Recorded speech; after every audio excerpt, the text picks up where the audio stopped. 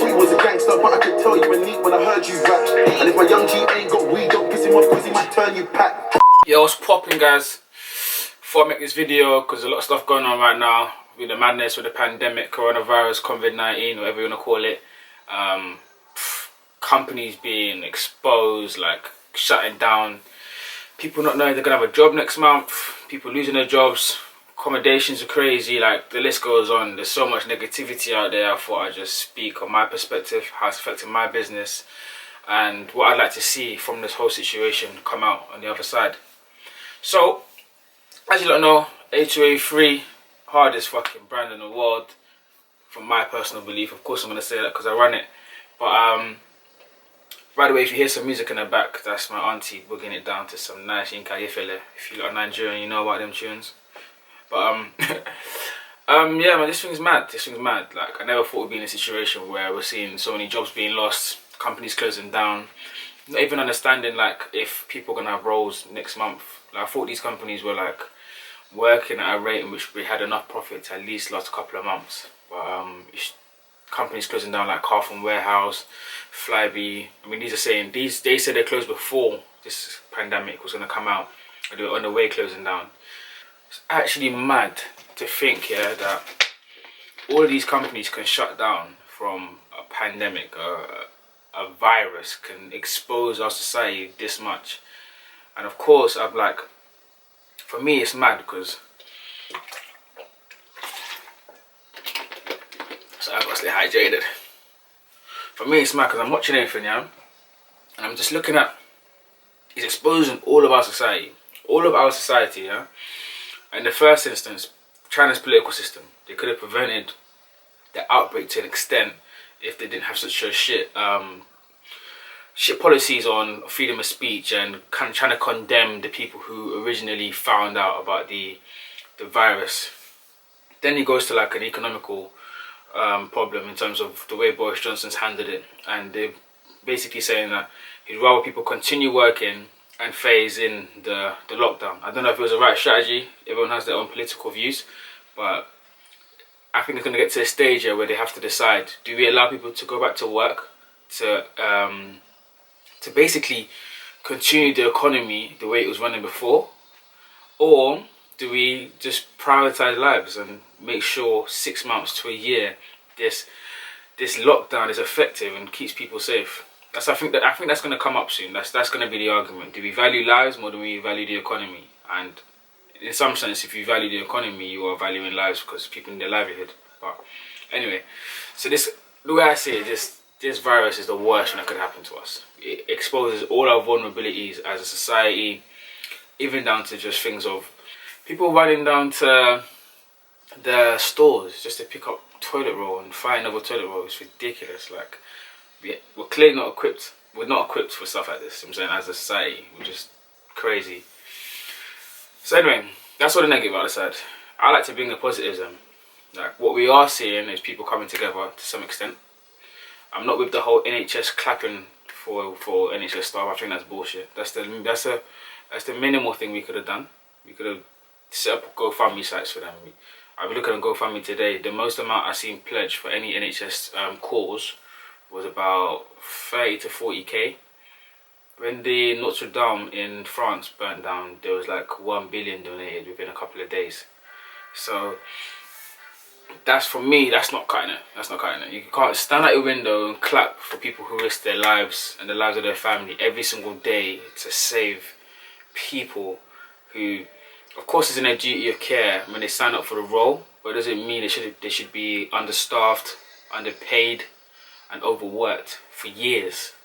And then now we need them the most. All we can do is clap outside our windows for them. It's embarrassing. I think as a society we should be embarrassed how much we prioritize other things in comparison to life and saving lives. But I guess it's just one of those things. Like, anything that's given to you free, like life is given to you for free, people don't value it. And if, like, for instance, there is a payment you have to make when you're born, for some weird reason people value life more. Or when they're on their deathbed, they'll give all their wealth in the world, or their family relatives, they'll give all the money in the world to see them live on. But it's not the way it works. These people are saving lives. I mean, I'm over here clapping our hands. It's just ridiculous. But aside, apart from that, like any NHS staff, I have a lot of family relatives. My mum's a nurse herself that work in NHS. I appreciate you from the bottom of my heart. I feel like you guys risk your lives. You're overworked, understaffed, as I said, and underpaid. You're stressed out. Like you guys have high mental health issues because of this problem, alongside teachers as well, and we undervalue them as well. I pray your family stay safe and you guys keep safe in terms of this time. And then if they're trying to put you to crazy wards and stuff and you don't feel comfortable because you have underlying issues or you have children at home, I'm with you, and I pray that your managers are sensible enough not to put you on those wards. And us as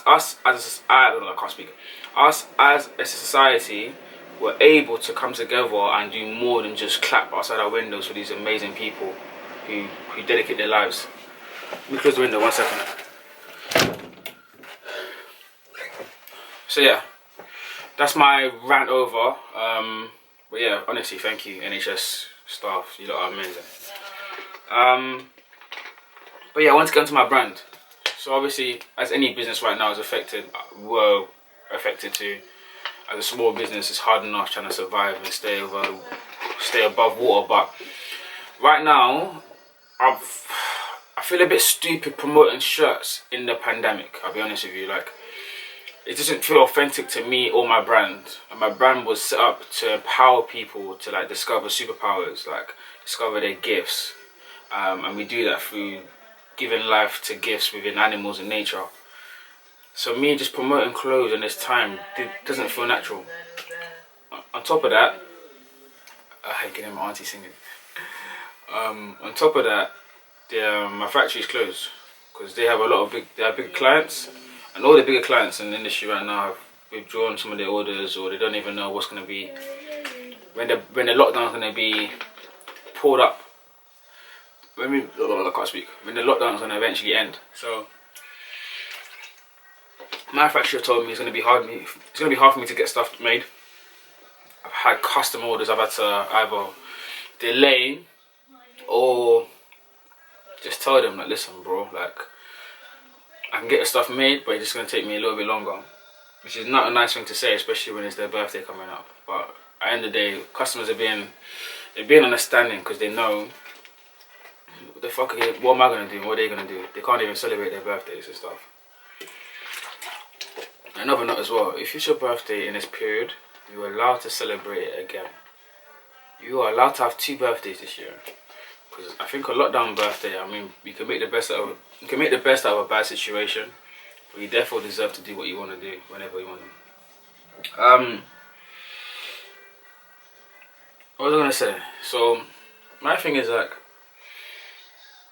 my brand feels so natural for me to be promoting buying shirts at a time of crisis like this. People are losing lives, losing their livelihood. And that wasn't my brand's intention in the beginning. We want to make money, don't get me wrong, and that is the end goal. It's not the end goal, it's one of the end goals for any brand starting up. But we were more in love and infatuated with the discovery of human potential. And that's what I want to really divulge now into this in this video, because whilst I've been on lockdown, and just before a bit of lockdown as well, I've been just honing in on all my skills, like my design skills, really think about concepts and how I use these tools that are available for me. And I've seen my skill set and my design level go from here to here. Like I've done stuff that I used to originally delegate to other people because it saved me time. I'm doing it now. I'm thinking that's crazy. I never thought I'd be at a stage where I could make something like that, and I know I'm not anywhere near yet where I want to be, so that's crazy. So I'm also interested in where I could be. So I'm not making this video to come at people and be like, oh yeah, utilize your time and become someone. Like, fuck all that shit. Like, you don't need to do anything. If you want to sit around for the next 3 weeks, 3 months doing absolutely nothing because you're traumatized by what's going on, I understand. I get that, because like, when have we ever been in such an unprecedented time? People are losing their lives left, right and centre. But if you are in the space where you want to learn a new skill, and you working from home gives you the opportunity now, because do you know what I mean? There's so many, the potential is there. So for those people I'm speaking to you, yeah, there's like open university courses. There's a load of apps that they've taken away their subscription models for the next year and they've made it free. I try and post them up if I can find some, but I've been hearing about these good things. My main thing is like the potential now is so sick. Like people working from home, people being able to start that idea, that business idea they've always thought about. Like, that's what I'm talking about when I talk about discovering superpowers. I mean like something that was hidden before that you was unaware of, and it was a talent, or it's something you worked on, and now you're given the opportunity to do something about it. I think that's sick, and that's worldwide. People just reframing the way they think about business, the way they think about the whole livelihood, like the way they go about business. It's sick. It's actually a sick time to be alive. I know it sounds mad because people are dying every single day, and I shouldn't say sick. It's a crisis and it's bad in that sense, but the good side of it is it's restructuring the way we think about work. How many days a week we need to go in, what kind of side projects you could be doing, how are you going to diversify your income streams.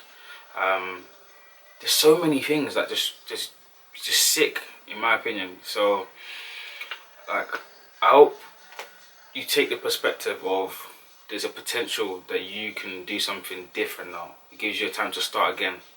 For instance, even with my brand, I've had to think of ways that I'm not just going to be trying to push a shirt to a customer and make a sale. Like I need to work more in the community, explain what the brand's about, how I'm going to build this community and people to understand where my what made me start the brand, and how we're trying to deliver that through amazing products. But first of all, it's our cause, what we eventually want to see in this world. So this shit is a game of perspective, and I've had a lot of like ups and downs in this journey, and my perspective hasn't always been in the right place. But I feel like this crisis has kind of realigned what's important for me personally, and I feel like I hope it's doing the same for a lot of people. But yeah, anybody affected by the crisis right now, I really hope, like, I don't know what to say, I'll be honest with you. Like, I send out my condolences to anyone who's lost anyone, anyone who's going through stuff right now. I hope there's like some light at the end of the tunnel. For people who are overly worried, I mean the media has got a very good way of pushing down fear and negativity down our throats. In all honesty, like the mortality rate is about 1 to 2%. I think it's even less than 1%. Not to say those lives that are lost aren't important, because they're ridiculous now, they're rising. But in comparison, it's not as crazy as the media would have us think. And yeah, like let's try and fucking come together more. Let's discover our superpowers. Let's try and do things that are different.